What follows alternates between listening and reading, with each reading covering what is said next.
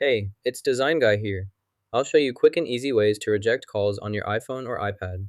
On your iPhone, if you want to reject or decline a call, you might notice there's no explicit option to do so, with only slide to answer displayed, and no green or red buttons to decline the call. To address this, we need to navigate to Settings, then to Accessibility, where we'll find the Touch option, which allows us to customize how our iPhone handles touch inputs. Within Touch settings, we have the option to prevent lock to end call, which is what we're looking for. If this option is enabled, we need to turn it off, as having it on means the lock button can be used to end calls, which is not our goal here. Now, let's put this new skill into actual practice now. We've just activated the Prevent Lock to End Call option to see how it works in practice.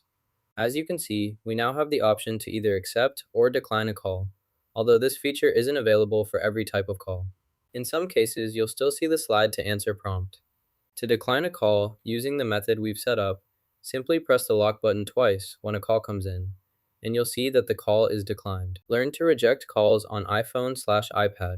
Like and subscribe.